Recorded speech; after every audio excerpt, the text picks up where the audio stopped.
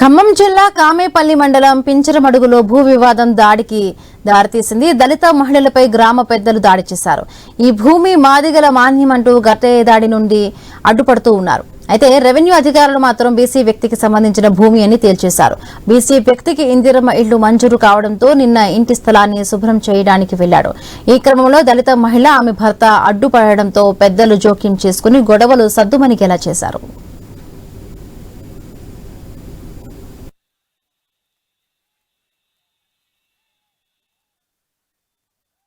మహిళా కుమార్తెలు తమ నాన్నను పెద్దలు తిట్టారని తెలుసుకుని ఎందుకు తిట్టారని పెద్దలను నిలదీశారు. దీంతో ఇరువురి మధ్య మాటామాటా పెరిగి ఒకరికొకరు కొట్టుకున్నారు. దాడికి పాల్పడ్డ గ్రామ పెద్దలపై చర్యలు తీసుకోవాలని దళిత మహిళ పిఎస్లో ఫిర్యాదు చేశారు. గ్రామ పెద్దలు సైతం పోలీస్ స్టేషన్లో ఫిర్యాదు చేశారు. పరస్పర ఫిర్యాదుల మేరకు పోలీసులు కేసు నమోదు చేశారు. మహిళలు చేసిన ఫిర్యాదు మేరకు గిరిజనేతర గ్రామ పెద్దలపై ఎస్సీ ఎస్టీ అట్రాసిటీ కేసు నమోదైంది.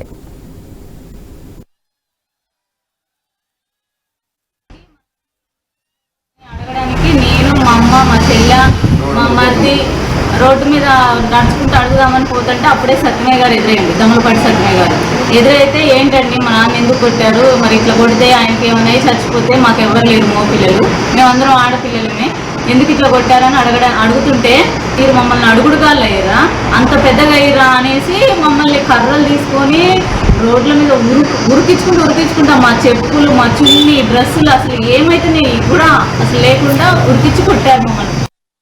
మా నాన్నని ఎందుకు కొట్టారు.